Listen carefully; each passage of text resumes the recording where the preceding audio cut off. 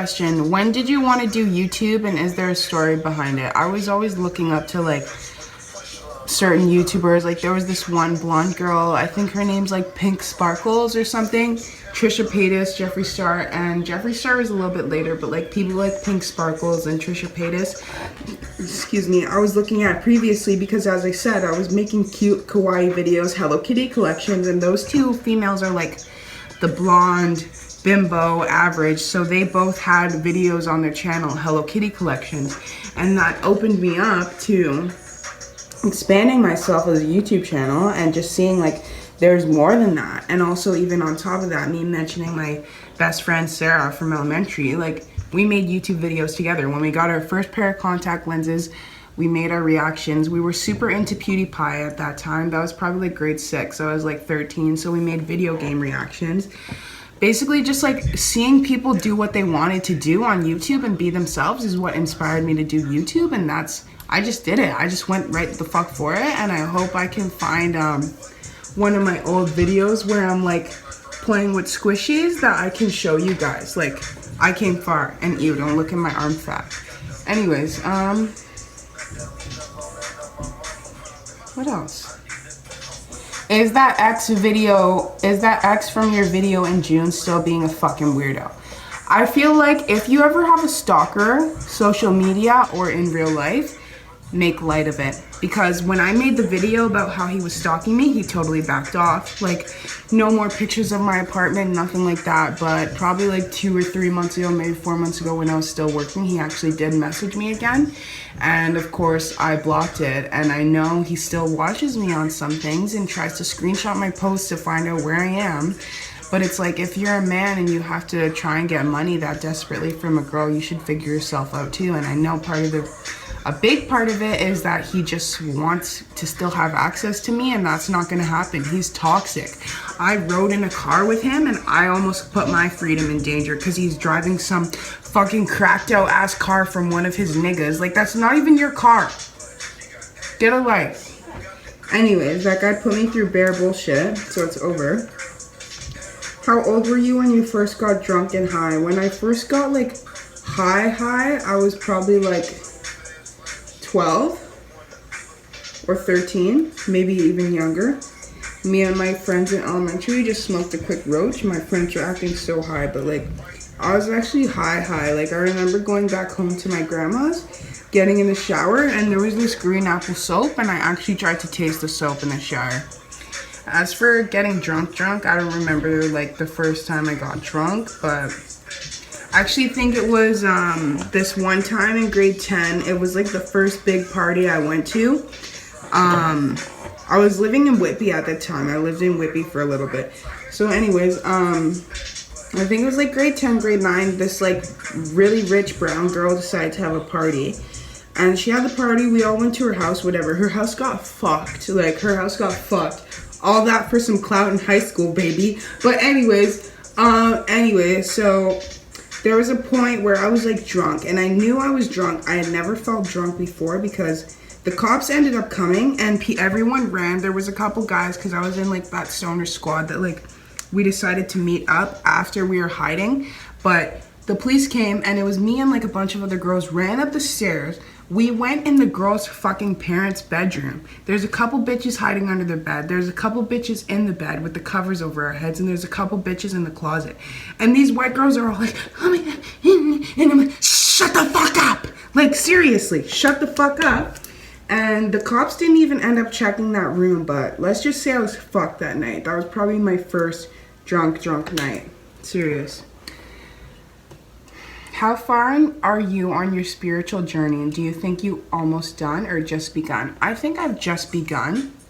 And day by day, I'm learning myself and understanding myself more and more. I think people do believe that I'm more like aligned with my spirit or something like that because I seem very sure of myself, and I am sure of myself. But that just comes with practicing confidence and looking at yourself in the mirror every day and saying that you're beautiful. But as it comes with myself, I just take it as a learning experience. I'm still on my spiritual journey. Every day I'm learning more about myself and how I can better myself, and you should look at it the same too. But trust me, I came a long way on that spiritual journey. Time of the day and why?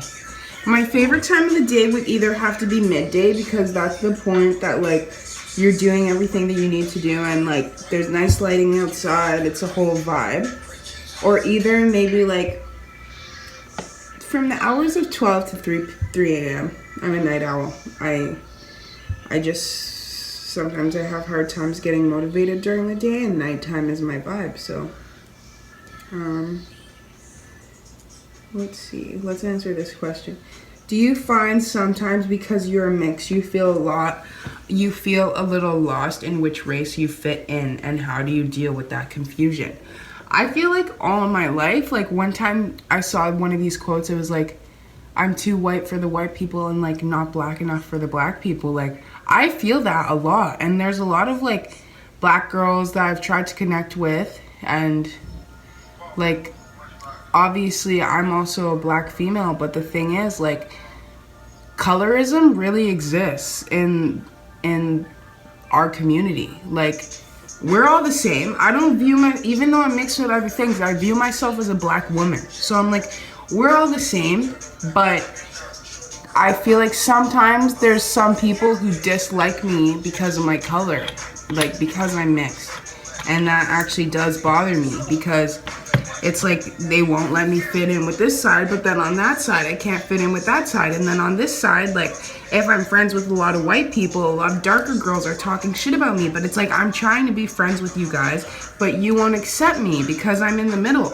And you know, it goes back to slavery times. Like the fact that us as mixed people are fetishized now, we used to be trashed. Like we're mixed with white and black. They were feuding. They were in a feud. So like we were looked at as like a dog. Like, you know what I mean? Like no one cared. And if they did care, they were like, why did that white person and why did that black person sleep together? So now people are like, I want a mixed baby. I want light-skinned kids and na. And it's just like, they don't really understand how hard it is for us to live and have identities. Like they think, oh, like all light-skinned people have to offer is nice hair and nice skin. It's like, yeah, that's an attribute to us because we're mixed with two great things. You know what I mean? And that's fine. And some people don't accept it. But me personally, the confusion over the years, like, has been a little bit awkward. Even my own mother has asked me before, like, why are you friends with so many white people? And unfortunately right now, like for me and who I am and where I grew up, shit like that, it seems like they understand me a little bit more. But at the same point, a lot of times I try to be friends with other girls, like girls who are in Scarborough, Toronto, and they don't give me, I don't know, I just don't catch the vibe that I need. And being in the middle, like, it sucks. I don't really even know how to explain it per se, but it's a feeling that's felt. If you have ever experienced this, just comment down below and like shed some light on this, because the person who asked me this was also light skinned, so I know they feel it a lot.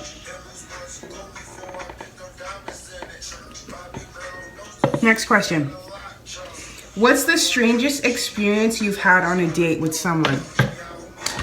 When you live in Toronto and like, I don't know, there's just a lot of weird men out here. Sometimes there's not a lot of dating. Like they'll take you in your car and be like, want to smoke a joint? We're dating. Like, no, that's bullshit. But one time there was this guy, and I guess he thought like he would swoop me up because he had an English accent. And we're in his car and we're smoking joints, shit like that. And they tried to pull moves on me. I didn't know him well. That was like my second time seeing him. And we had been talking on social media for a while, but the thing was, he was trying to kiss me, and he kept kissing me, and it was so fucking wet and disgusting. I was like, I don't like kissing. I don't do kisses. And he was like, oh, okay, why don't you like to kiss? And I told him, I was like, you're kissing me wet, like it's gross. And then basically he tried having sex with me, and I was not about it. I mean, a lot of people have had their sexual car experience. We all been there, done that, but I was not about to fuck this weird ass guy, trying to make it seem like he's special because he has an accent, that I'm gonna be attracted to it. Like, no, I was like, okay, like, I'm leaving. I left. My house wasn't too far from where he had his car parked, and he ended up blocking me on social media, I guess because I didn't do what he wanted. But I was so fucking grossed out. If I'm kissing someone and I have to love that man. If that man's giving me a deep kiss, I have to fucking love you, or else you're not touching my house. Serious. And that's just how I view it. But yeah. Are you single? No, I'm not single. What's your favorite R&B album? I actually don't really listen to R&B. Like, I have a couple R&B songs that I do really like and appreciate, but just because I'm so emotional, like, it's not my go-to, and I'm not necessarily an album person, so I don't have an album. Favorite food? I like anything creamy. Like, I like pasta, and then obviously I like thick meats. Like, I like steak. What hair products do you use? I actually have some right here. One thing that's been my go-to lately, ew, there's like hair on it. Curl smoothing pudding, which this is just a fucking conditioner. But I'll use this conditioner and come out of the shower, and I'm looking bad, like you already know.